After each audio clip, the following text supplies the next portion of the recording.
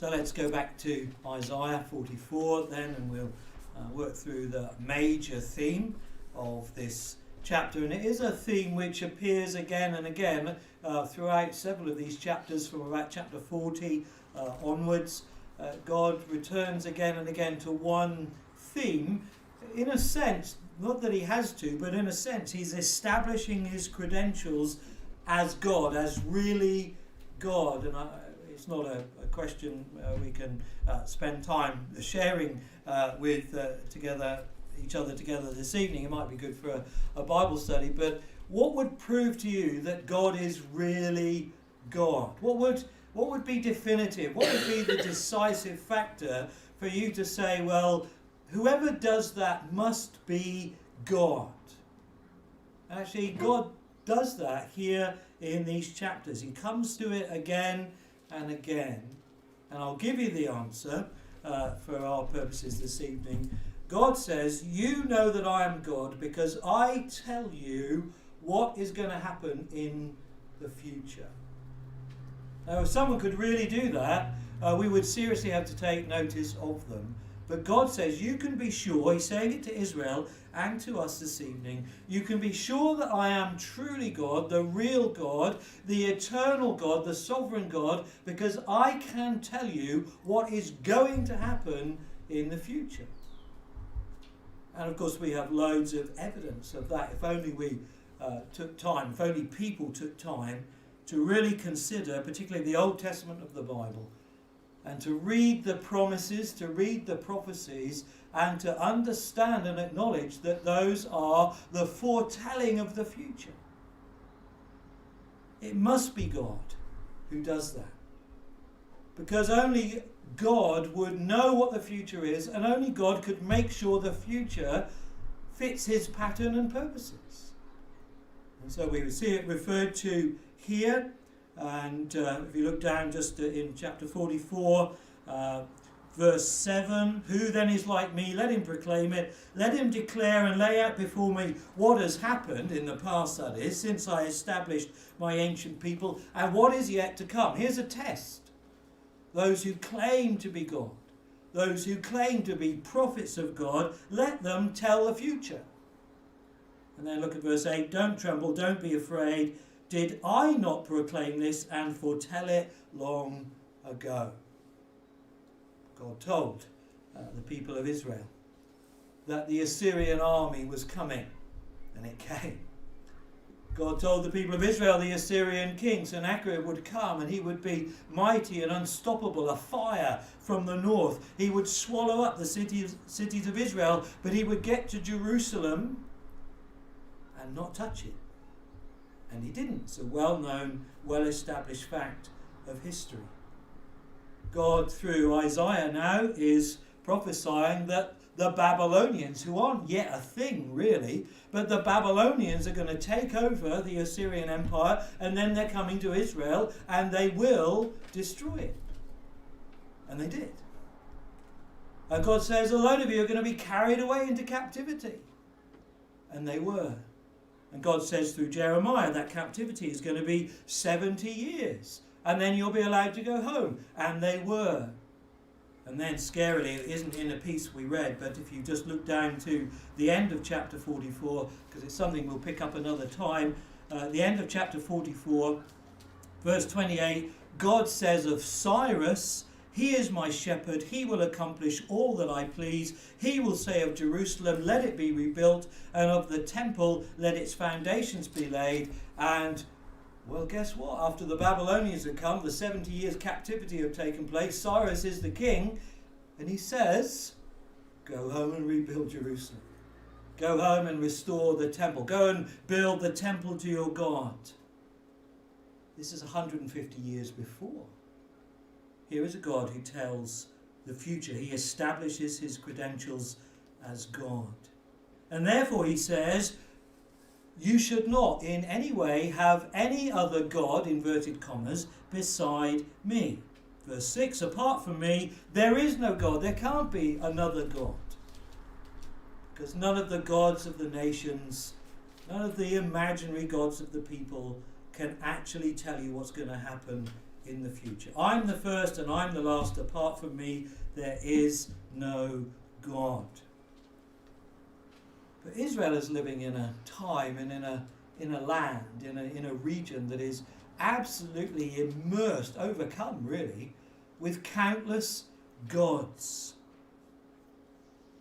And God, Israel's God here says, let me compare myself to them. Let me contrast them with me so that you can see it very clearly.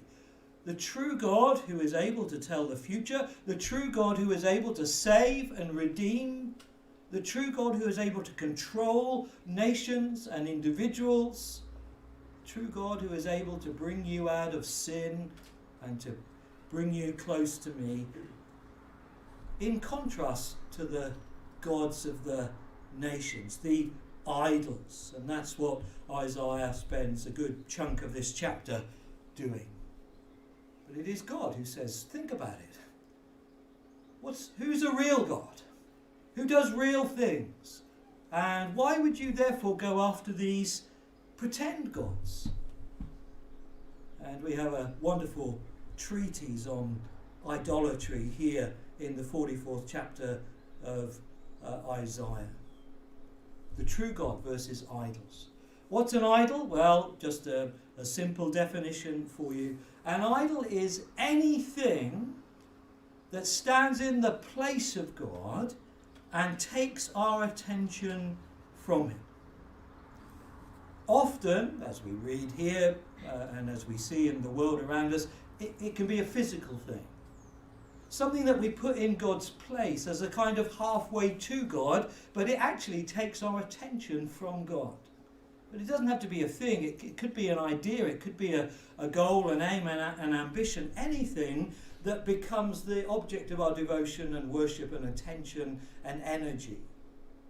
So anything that stands in the place of God and diverts our attention from Him. And Israel were immersed in this. Even by now, the gods of the northern kingdoms had come down into the northern territory of Israel. Even now, in Jerusalem and Judea, there were these foreign gods, there were these idols all over the places. There were these high places. And the worship of these idols had overrun the whole land. And Israel were the only people who had an invisible God. Everybody else around had gods that they could see, gods that they could touch, gods that they could make, gods that they could put in their pocket or hang around their neck or stick on a shelf in the corner, gods that they could present things to, and gods that they could sort of relate to. But Israel had this invisible God. And it was tempting for Israel always to be drawn into this idolatry. It's attractive, and we've got to acknowledge that from the start. You think of the gods of Egypt and the gods of Assyria, the gods of Babylon, the breathtaking, the awesome temples and statues, the carvings, the artwork, the sheer magnitude and scale of the idolatry that took place in those days. It's no wonder that sort of Israel looked around and said, well, what have we got? We haven't got much. And we're attracted and drawn to those things. And as I said, Isaiah, the Lord through Isaiah, gives a little masterpiece of prose on idolatry. And it's funny if it wasn't so deadly serious. And that's the first thing for us to think about, really, is the folly of idolatry. The madness of idolatry, except madness doesn't fit my alliteration this evening. The folly of idolatry, the stupidness of idolatry. And in quite an amusing fashion, Isaiah elaborates on this idea. It starts in verse 12. It seems to start very seriously. The blacksmith takes a tool and works with it in the coals. He shapes an idol with his hammers. He forges it with the might of his arm. And then this wonderful God-creating blacksmith, he gets hungry and he hasn't drunk enough, and he's overwhelmed by the heat and he begins to feel faint. He's making a god. Do you see the irony here? Do you see the stupidity of the idea? Verses 15.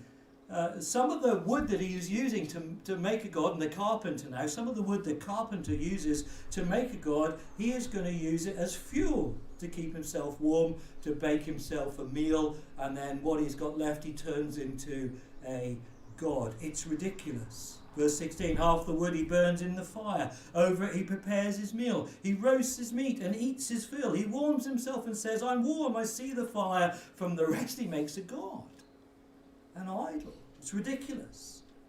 Verse 19, no one stops to think.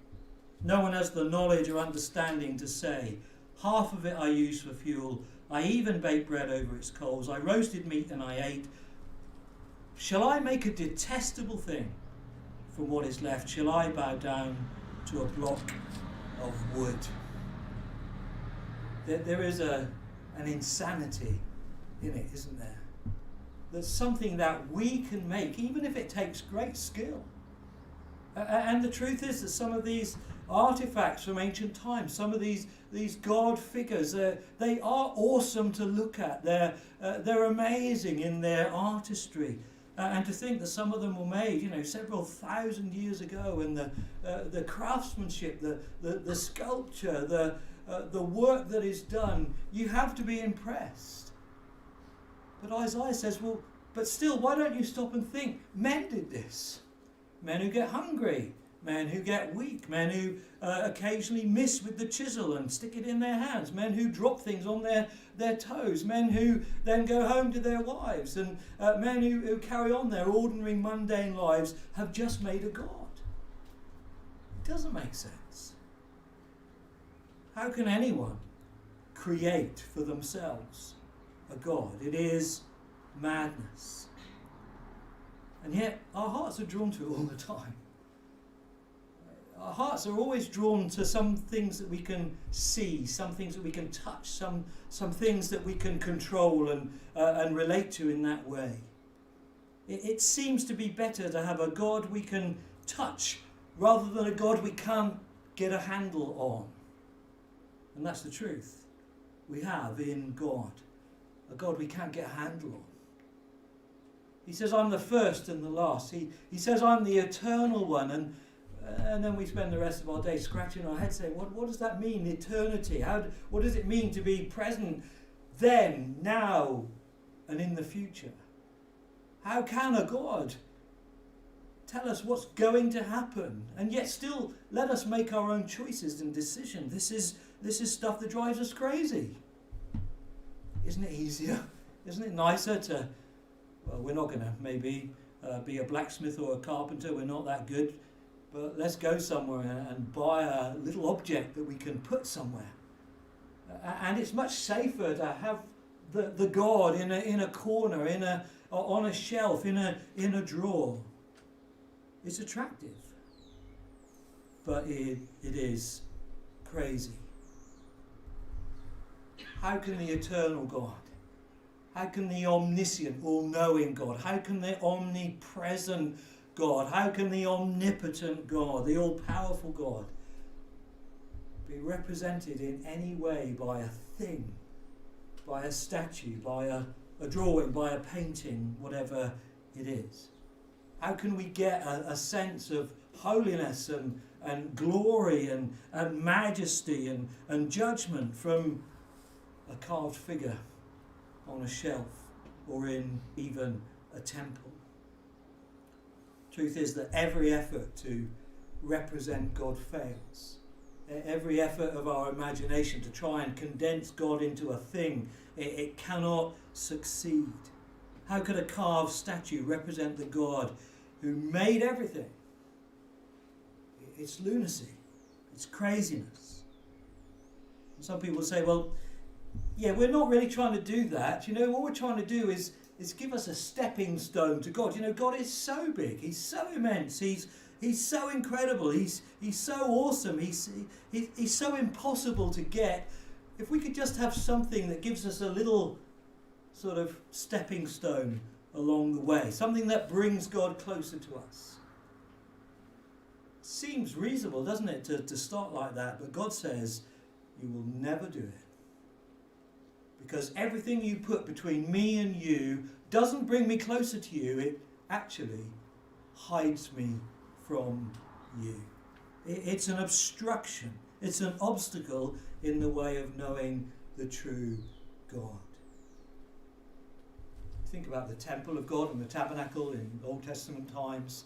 Actually, it was quite ornate. It was quite beautiful in its way. It was very impressive in its way. But actually, in the tabernacle, in the temple, there was nothing that represented God. There were things about the story of God's dealing with his people, but there was nothing that represented God. And that's why in our days, in our evangelical conservative constituency, we tend to worship in plain buildings. We tend to shy away from anything that might take the people's focus away from God. I'm always fascinated with Hezekiah, who in 2 Kings chapter 18, we are told, he realised Hezekiah was trying to reform Israel. He was trying to purge it of its gods and idols, and he realised that the bronze serpent that had been there in the wilderness, that the people had looked at to save their lives from the snakes, he realised that this bronze serpent had now become an object of idolatry. And so what did he do? He destroyed it. I would have found that really hard to take if I was there. You know, I'm not an idolater, but I do love the symbolism and the artistry and the significance of these things. And Hezekiah destroyed it. Something that God had given. Why? Because it was getting in the way of the people's relationship with the true God. And it's better to do that. It's better to get rid of things. It's better to not have the things. It's better to be on the safer side than to allow anything to become an idol in the minds and hearts of God's true people. It can happen so easily. You can see it today, even in Christian churches, where actually the things that we do have, simple things like the bread and the wine, they're just symbols and little reminders of the sacrifice that was made to bring us near to Jesus Christ. They're reminders of the cross. And the bread and the wine are just bread and wine, but in some places they become so much more than that. And they're held up like holy objects, and they're revered in themselves, and we're told that they become the body of Jesus. They become the blood of Jesus. And it's idolatry because it gets in the way of what God intends for us. There's folly in this. Foolishness, madness in even trying to make God, to represent God. And secondly, I want to talk about the futility of idolatry. There are two main dangers of idolatry, really. One is that it misrepresents God. So every time we attempt to represent God, we are doing him a huge disservice. We might create something that reminds us of the mercy of God, say. But of course, God isn't only merciful. We might create something that reminds us of the judgment of God, but God isn't only a God of judgment. There are so many facets and aspects of God's nature and character. There is no one thing that's ever going to represent God truly, properly, and fully. Whichever thing we focus in on, we lose everything else. And God says, I want you to worship me in spirit and in truth. I want you to approach me. I want you to come before my throne. I want you to come through the saving blood, not of the Lamb that was, but of the Son of God that became the Lamb of God that takes away the sin of the world. I want you to come to me, but not to approach some lump of wood, lump of stone, some huge statue of gold, whatever it might be. God says, don't put anything in the way. Why? Because these things cannot save us. They cannot save us. Just look at verse 10. Isaiah just asks the question. He's appealing now to thinking people, to spiritually discerning people. Here's a question for you. Who shapes a god and casts an idol which can profit nothing? It might be the most glorious thing you've ever seen. It might be the most precious thing you've ever known. It might be gold and silver and all kinds of wonderful things. It might be very ornate. It might have involved incredible craftsmanship, great cost. But it isn't God. And it cannot do anything. It cannot save you. Look at verse 17. From the rest of the word, he makes his God. He's cooking his bread. He's having his lunch. He's keeping warm in his house. And now he makes a God out of a piece of wood. Verse 17. And then he bows down to it and he worships. He prays to it and says, "Save me, you're my God." Well, it doesn't and it can't. Won't ever. And this is the other great danger. Not only does an idol misrepresent God, but it can't save us. It can't help us. And all our focus and all our attention that is diverted into this thing is wasted and lost, and it is destructive. The models we make, the creations we come up with, Isaiah says they're blind, dumb, deaf, powerless. Idolatry is futile. It might satisfy some need that we feel we have to be in control of God. It might satisfy the people out there to have something hanging from the mirror of their car, or something around their neck, or something of that nature, to sort of feel that something powerful is near them. But it's just a plastic thing. It's just a metal thing. It's just a wooden thing. It's not anything. And it can't do anything. In the New Testament, if you want to turn with me to Romans chapter 1, it's a well-known passage, I'm sure, to most of us here this evening. But Paul really hones in on this. This is the beginning of his great sort of doctrinal thesis. And it begins this way in Romans chapter 1. Verse 18.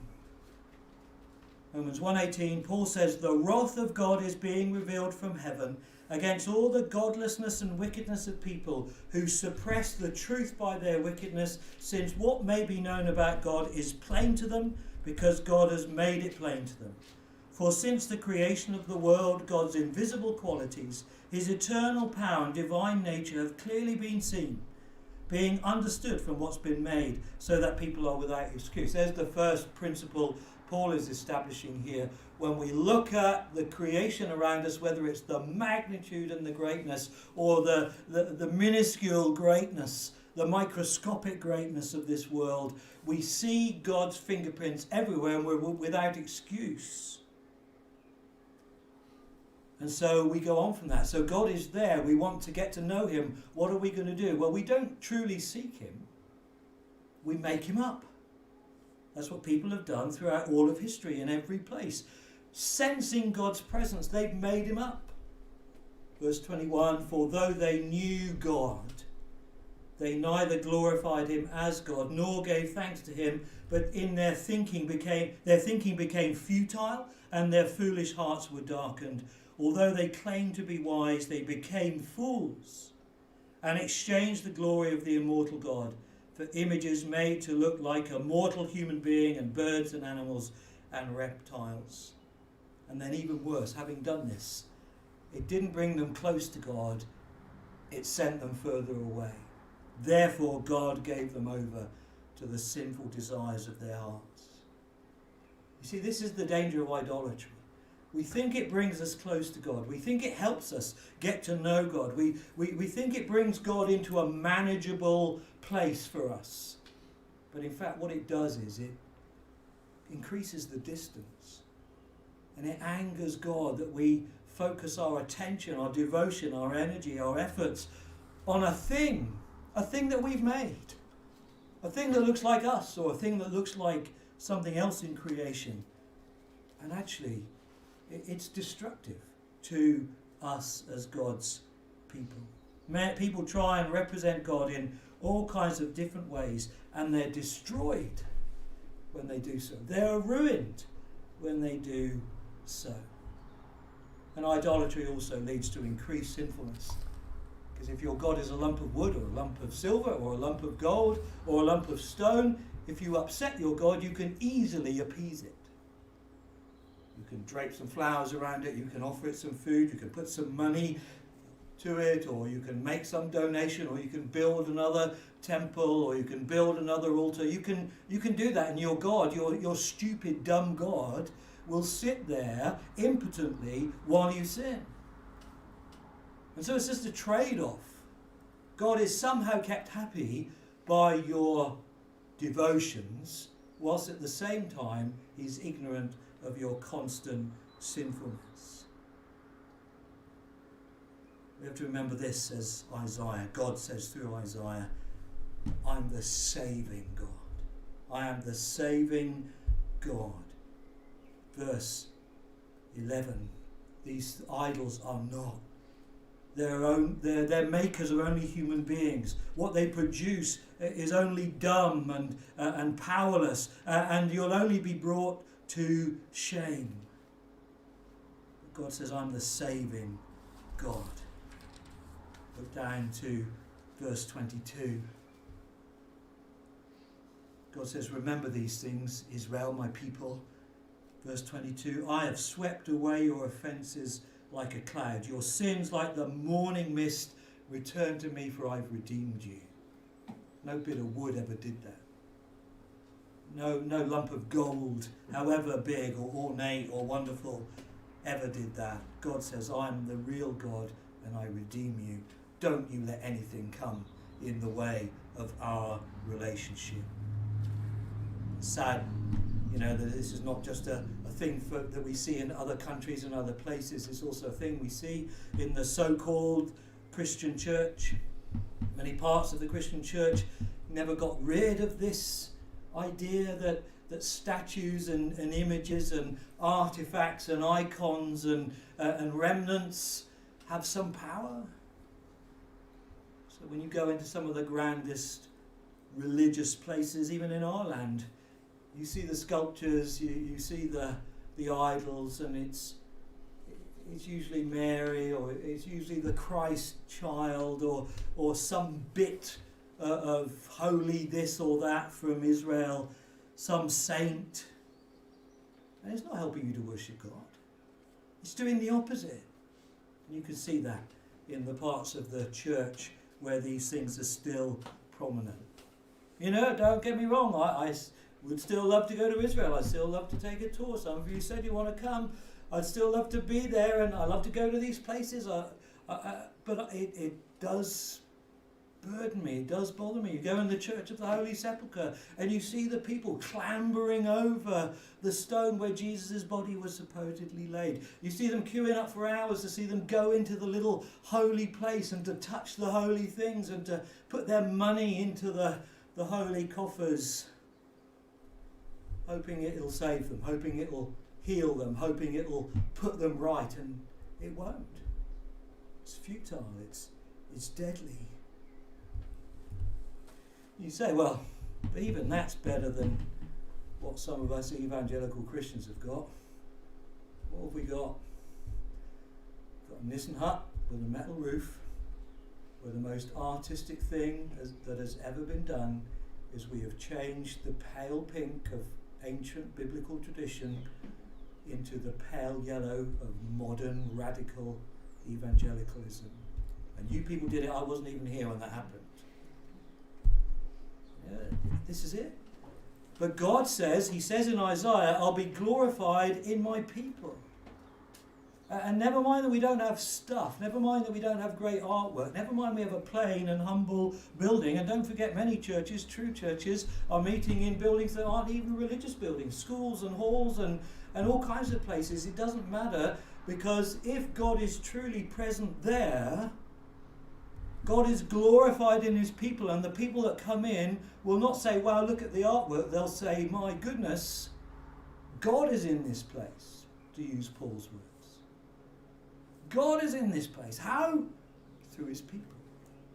Not through the things that are hanging on the walls. So idolatry is not only folly, it's not only madness, it's futile, it has no power. And in fact it's damaging and devastating and destructive in people's real relationship with God. And then lastly, just this point, the future of idolatry. What do I mean by that? Well, most of us probably have sat here this evening or sat at home listening, and we've done so quite smugly because it's not even entered our thinking to make a thing that helps us get close to God, to make a thing that stands in God's place, to make a thing that we give some worship or devotion or adoration to. We've probably even sort of smugly laughed at the idea, the primitive idea of making idols. You know, that belongs to another part of the world, a backward part of the world. And over here in the West, we've moved on, even the church has moved on. These things are not so much of a problem, and certainly the pastor's wasted a good 30 minutes telling us what we know. But you see, what we do forget and what we carelessly ignore at our peril is that idolatry adapts itself to the culture, the time in which we are living. There is a lot in the Western world that still smacks of idolatry. I mentioned, people still wear their sort of lucky charms, their bangles, their bracelets. They dangle things from their car mirrors and all of those sorts of things. Tattoos, a great sort of source of some kind of magical power, if you like, whether it's words or pictures or elfin language from The Hobbit or something like that. People are obsessed with this kind of stuff because they have this sense of God, and so they try and deal with that by using these modern equivalents. But what we in the church miss is that idolatry is always looking for a way in.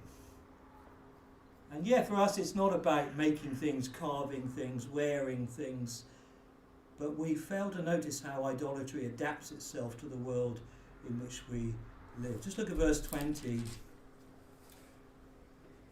This person who makes the idol and who worships it, this is the summary. Verse 20, such a person feeds on ashes. A deluded heart misleads him.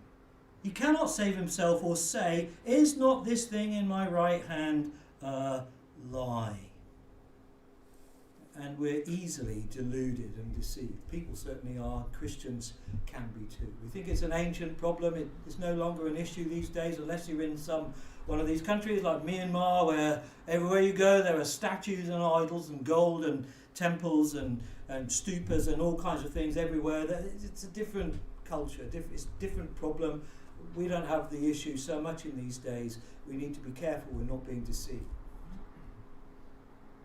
But idolatry finds a way. Back along we were talking about it being materialism. That it's things that people put in the way of God. And that's still true today to a considerable degree. It's things, it's what we set our heart on. If you look at Colossians chapter 3, Paul helps us to understand how idolatry is more than we think it is. Colossians chapter 3 and verse 5, Paul says, Colossians 3:5, put to death therefore whatever belongs to your earthly nature, sexual immorality, impurity, lust, evil desires and greed, which is idolatry, he says. The things that we go after, the things that we desire, the things that we are prepared to shove God aside for so that we can get certain things, whether it's sexual gratification or whether it's lust of another kind, whether it's evil desires for position and power, pride and so on, whether it's just greed or envy, those kind of things. Paul says these are idolatry. They're the new idolatry. And nothing's changed there. These are certainly truths that we need to be aware of today. Because even Christians are constantly putting things in the place that God should have in their lives. And those things push God aside. And those things can be a real problem in our relationship to God. There are many things, sadly, that in truth we want more than Jesus. There are many things that we long for and work for and yearn for and desire and spend effort and energy on more than we would for the sake of Jesus. That's idolatry. And I like that little line at the end of verse 20. Is not this thing in my right hand a lie? What is the thing that you most often have in your right hand, unless you're left-handed? Here it is. Now, this is not an idol in itself, and it may not be a lie. After all, when you use it, it does some good stuff, doesn't it? It gives you directions where you want to go.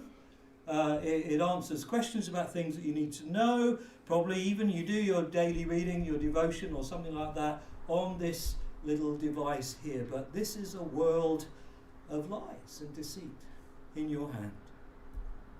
Is not this thing in my right hand a lie? I wanted to put a little earworm in your ears tonight. I didn't have time to come up with a tune, but I did come up with a little ditty, and it's going to work because you're going to be saying this tomorrow when you pick up your mobile phone. It says, a new smartphone is nice to buy, but is not this thing in my hand a lie? And it could be. Why? Because it gives you access to a whole world of deceit, a whole world of idols that are not made out of stone and not made out of wood and not made out of gold, but a whole world of people, a whole world of principles, a whole world of philosophies, a whole world that is dead set against the things of God. And you, some of you, when you pick up this thing tomorrow, will head for them.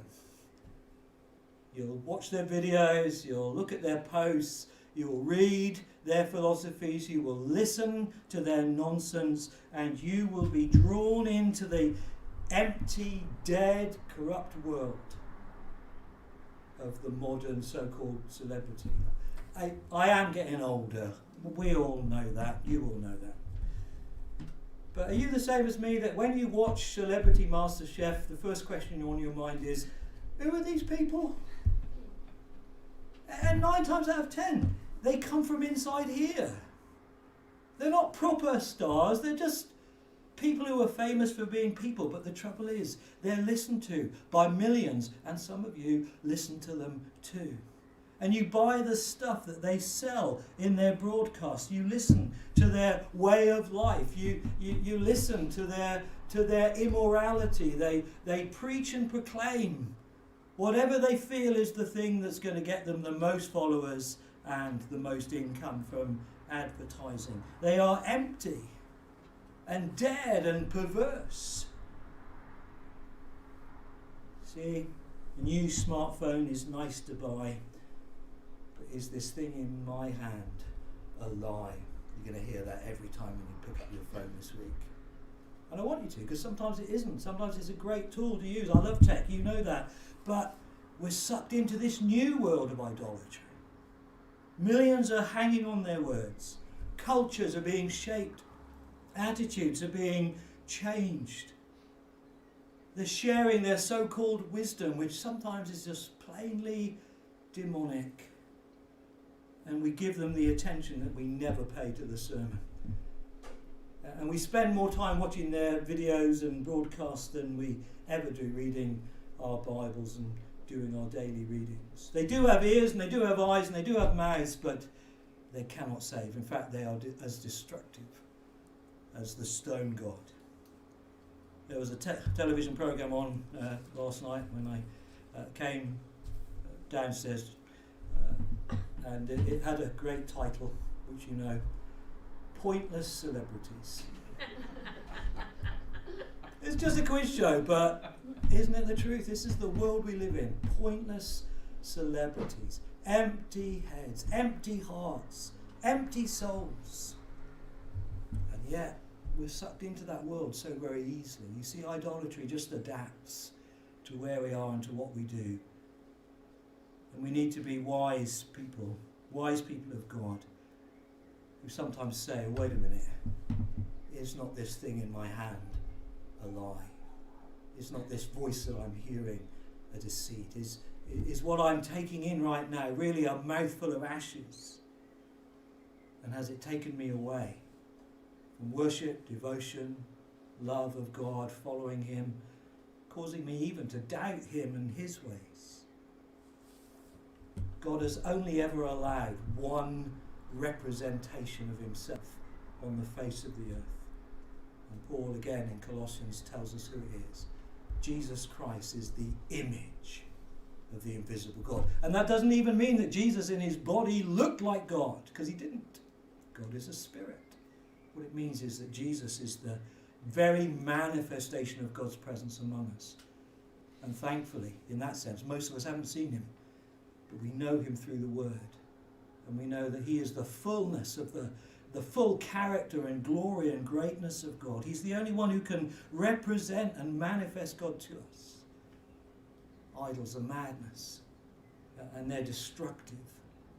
And they will take on whatever form is necessary to keep your and my heart and soul diverted from really getting to know our God and worshipping him as we should and following him and being useful as we long to be.